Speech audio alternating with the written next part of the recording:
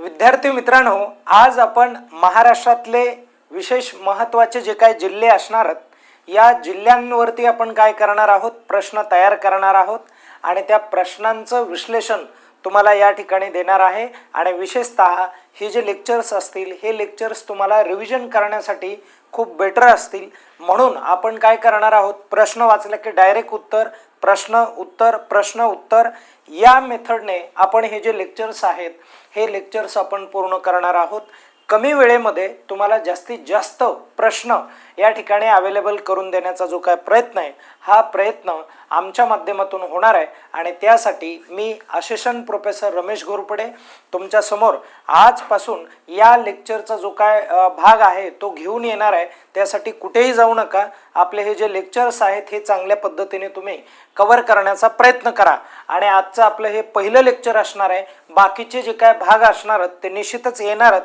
त्यासाठी हा पहिला भाग तुम्ही आवर्जून बघा, नंतरचे भाग तुम्हाला व्यवस्थित कळतील। ओके, तर अशा पद्धतीने आपल्याला हे करायचं आहे। तर बघा विद्यार्थी मित्रांनो, या ठिकाणी आपल्याला काय करायचं आहे की या लेक्चरमध्ये किंवा या व्हिडिओमध्ये आपण हा पार्ट सर्व समजून घेणार आहोत। व्यवस्थित कव्हर करूयात, काय अडचण आल्यावर मला डेफिनेटली तुम्ही सांगत चला। चला आपण जो काय पहिला प्रश्न आहे तो कव्हर करण्याचा प्रयत्न या ठिकाणी करूयात। लक्ष द्या विद्यार्थी मित्रांनो, पहिला प्रश्न काय आहे तर नाशिक जिल्ह्याची स्थापना कधी झाली, अशा पद्धतीचा तुम्हाला प्रश्न विचारला जाईल। तर ती स्थापना झालेली 1869। नाशिक जिल्ह्याचे क्षेत्रफळ किती आहे, 15,582 चौरस किलोमीटर एवढे क्षेत्रफळ आहे। नाशिक जिल्ह्यात एकूण किती तालुके आहेत, तर नाशिक जिल्ह्यात 15 तालुके आहेत। नाशिक जिल्ह्याचे जिल्हा अधिकारी सध्या कोण आहेत, तर ते जिल्हा अधिकारी मित्रांनो श्री आयुष प्रसाद हे जिल्हा अधिकारी सध्या आहेत। हा प्रश्न 100% आपल्याला विचारला जातो। त्यानंतर परत पुढे बघा, नाशिक जिल्ह्याचे पोलीस आयुक्त सध्या कोण आहेत, तर श्री संदीप कर्णिक हे आहेत। आणि हाही प्रश्न विचारून झालेला आहे विद्यार्थी मित्रांनो पोलीस आयुक्तांवरती। त्यानंतरचा प्रश्न पुढचा, महाराष्ट्र महानगरपालिकेचे आयुक्त कोण आहेत, तर श्रीमती मनीषा खत्री या आहेत। पुढे नाशिक ग्रामीणचे पोलीस अधीक्षक कोण आहेत, तर श्री बाळासाहेब पाटील हे आहेत। आणि नंतरचा प्रश्न बघा, नाशिक शहर कोणत्या नदीवर किंवा कोणत्या नदीच्या किनारी बसलेले आहे, तर गोदावरी या नदीच्या किनारी, हे पण लक्षात राहू द्या। पुढे गोदावरी नदीचा उगम नाशिकमधील कोणत्या ठिकाणी झालेला आहे, तर त्र्यंबकेश्वर या ठिकाणी झालेले आहे। ब्रह्मगिरी टेकड्या आहेत किंवा त्या डोंगरांमध्ये झालेला आहे। आणि हे पण लक्षात राहू द्या, या गोदावरीची जी काय लांबी आहे ती 1465 एवढी आहे, म्हणून हे पण लक्षात राहू द्या 1465 या अँगलने ते लक्षात राहिलं पाहिजे। गोदावरी किती राज्यातून वाहते, अशा पद्धतीचा देखील प्रश्न या ठिकाणी विचारला जातो, ती एक लक्षात राहू द्या। गोदावरी ही सुरुवातीला महाराष्ट्रामधून वाहते, व्यवस्थित समजून घ्या, जास्त काय आपण टाइमपास करणार नाहीत। गोदावरी महाराष्ट्रातून वाहते, नंतर पुढे ती तेलंगणामध्ये जाते, तेलंगणातून परत गडचिरोली म्हणजे परत एकदा महाराष्ट्रामध्ये जाते आणि गडचिरोलीतून ती कुठे जाते, तर छत्तीसगड या ठिकाणी जाते।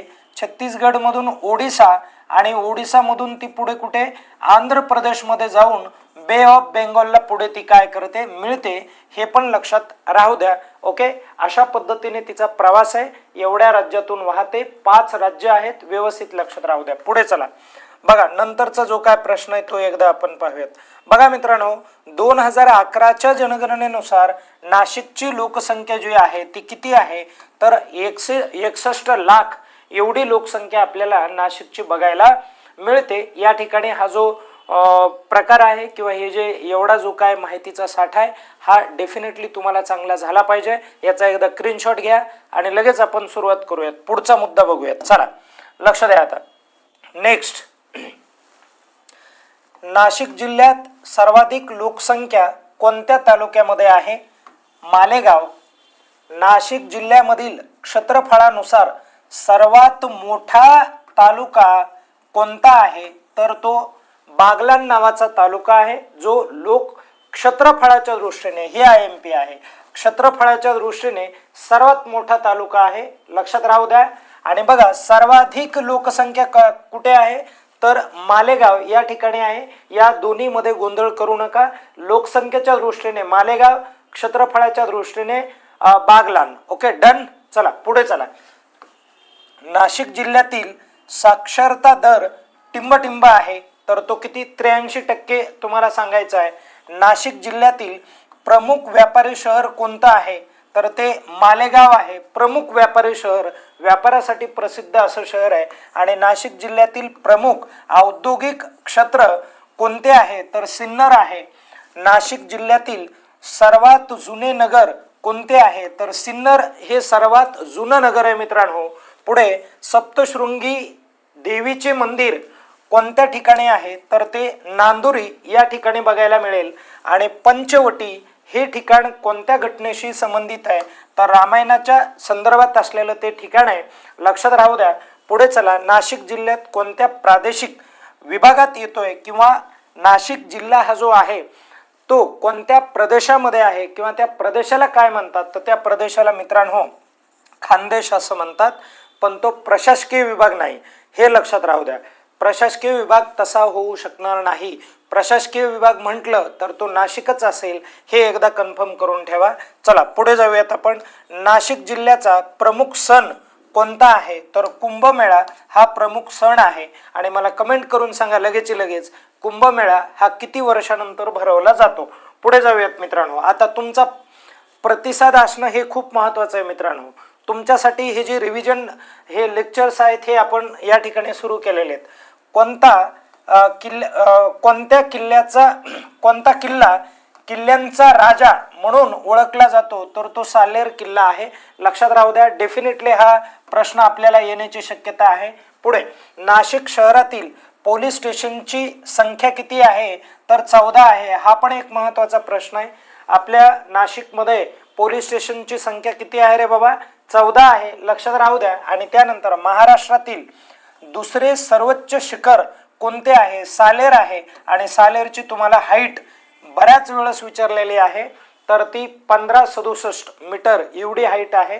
पुढे जाऊयात आपण. आशिया खंडातील सर्वात मोठी कांदा बाजारपेठ कुठे आहे तर लासलगावला आहे, लक्षात राहू द्या. हा पण महत्त्वाचा मुद्दा आहे. पुढे जाऊयात. नाशिक जिल्ह्यात कोणते हातमाग व यंत्रमागाचे प्रमुख केंद्र आहे तर ते मालेगाव आहे. कोणतं आहे तर मालेगाव हे जे आहे हे हातमागासाठी आणि यंत्रमागासाठी प्रसिद्ध असं एक शहर किंवा प्रमुख केंद्र तुम्हाला बघायला मिळेल. त्यानंतर महाराष्ट्र आरोग्य विज्ञान विद्यापीठ, बघा हे जे विद्यापीठ आहे हे विज्ञान विद्यापीठ आहे. आणि या विद्यापीठाची स्थापना कधी झाली तर 3 जून 1998ला झाली. आता तुम्हाला कमेंट करून सांगायचं आहे की नाशिकमध्ये महाराष्ट्र विज्ञान विद्यापीठ आहे आणि त्याचबरोबर कोणतं विद्यापीठ आहे ते एकदा मला कमेंट करून सांगा. चला आता पुढे जाऊयात. नाशिक जिल्ह्यात आता मी जेव्हा कमेंट करायला सांगेल तेव्हा डेफिनेटली तुम्ही कमेंट केली पाहिजे मित्रांनो. पुढे जाऊयात आपण. नाशिक जिल्ह्यात विपश्यना संशोधन केंद्र हे कोणत्या ठिकाणी आहे तर ते इगतपुरी या ठिकाणी तुम्हाला बघायला मिळतंय. PYQ आहे तुमचा तो, म्हणून डेफिनेटली तुम्हाला लक्षात राहायला पाहिजे. नांदूर मधमेश्वर अभयारण्य कोठे आहे तर नाशिकला आहे. ओके, लक्षात राहू द्या. आणि या नांदूर मधमेश्वर अभयारण्यालाच आपण महाराष्ट्राचे भरतपूर म्हणतो. हा पण एक महत्त्वाचा मुद्दा आहे. ओके, लक्षात राहू द्या. पुढे जाऊयात आपण. त्यानंतर पुढे बघा तर त्रिगळवाडी किल्ला कोणत्या तालुक्यात आहे तर तो इगतपुरीमध्ये आहे, लक्षात राहू द्या. आणि नाशिक जिल्ह्यात कुंभमेळ्याचे आयोजन दर टिंबटिंब वर्षाने होते तर 12 वर्षाने होते. आणि आपण म्हटलंय की तुमचा एकही प्रश्न आपण काय करणार नाहीयेत असा मागे सोडणार नाहीयेत. प्रत्येक प्रश्न या सेशनमधून मी कव्हर करण्याचा प्रयत्न करेल.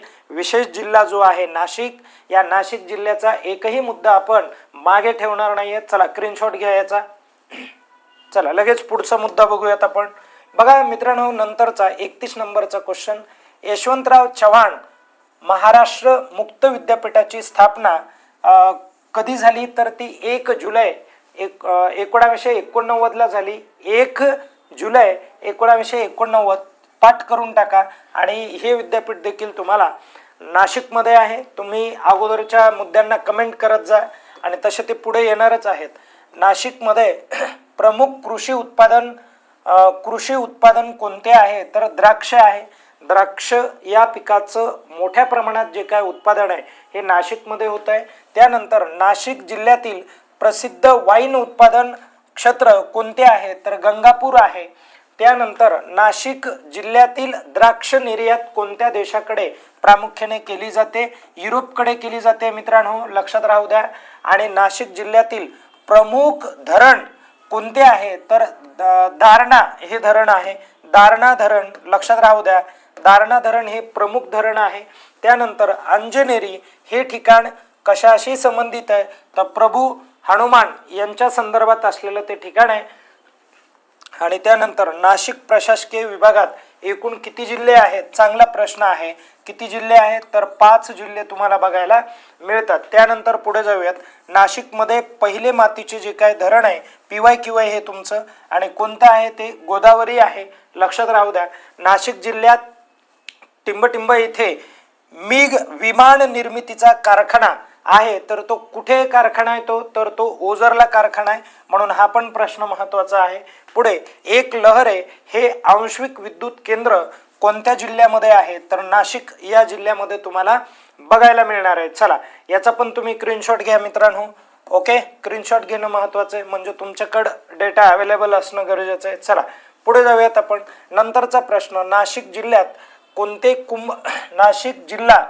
कुंभमेळ्यासाठी ओळखला जातो? त्या कुंभमेळ्याचा प्रकार काय आहे तर तो कुंभमेळा सिंहस्थ कुंभमेळा म्हणून ओळखला जातो. पुढे नाशिक जिल्ह्यातील प्रमुख महामार्ग कोणता आहे तर मुंबई आग्रा हा महामार्ग जो आहे हा प्रमुख महामार्ग आहे. मालेगाव शहर कशाशी संबंधित आहे तर वस्त्र उद्योगाच्या संदर्भात असलेलं हे शहर आहे. आणि नाशिक जिल्ह्यातील कोणता तालुका गुजरात सीमेवर आहे?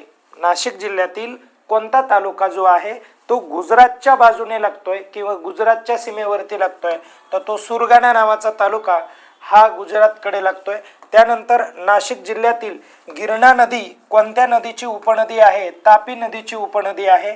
त्यानंतर पुढे नाशिक जिल्हा कशाचा जिल्हा म्हणून ओळखला जातो तर तो धरणांचा जिल्हा म्हणून ओळखला जातो. IMP प्रश्न आहे, PYQY ते. आणि हे तापी ही जी आहे ही कुणाची उपनदी आहे मला कमेंट करून सांगा तुम्ही. ओके, लक्षात राहील सर्वांना. कुणाची उपनदी ती तुम्हाला एकदा कमेंट करून सांगितले पाहिजे तुम्ही. पुढे जाऊयात आपण. नंतर नाशिक जिल्ह्यातील प्रमुख नदी संगम कोणत्या ठिकाणी आहे तर पंचवटी या ठिकाणी आहे. आणि नाशिक जिल्ह्याचा पूर्व भाग कसा आहे तर तो सपाट भाग तुम्हाला बघायला मिळतोय. चांगला प्रश्न आहे तो हे. आणि नाशिक जिल्ह्यात कोणत्या ठिकाणी स्वातंत्र्यवीर सावरकरांचा जन्म झालेला होता तर भगूर या ठिकाणी झालेला होता. आणि तुम्हाला आठवत असेल हे देखील PYQY. आणि पुढे जाऊयात. नाशिकमधील हातमाग यंत्राचे प्रमुख केंद्र कोणतं आहे तर ते मालेगाव आहे. हा रिपीट प्रश्न झालाय पण अशा पद्धतीचे जे काय प्रश्न हे प्रश्न तुम्हाला इथे बघायला मिळणार आहेत. आणि एवढ्याच वेळेमध्ये आपण सगळे जे काही लेक्चर्स आहेत हे कव्हर करणार आहोत. त्यासाठी कुठेही जाऊ नका, आपले लेक्चर हे आवर्जून बघा. ही सिरीज विशेष तुमच्यासाठी आपण घेऊन आलेलो आहोत आणि यासाठी कृपया तुम्ही प्रतिसाद देणं हे खूप महत्त्वाचं आहे जेणेकरून राहिलेले जे काय भाग आहेत हे मी पटापट घेऊन येईल. धन्यवाद मित्रांनो.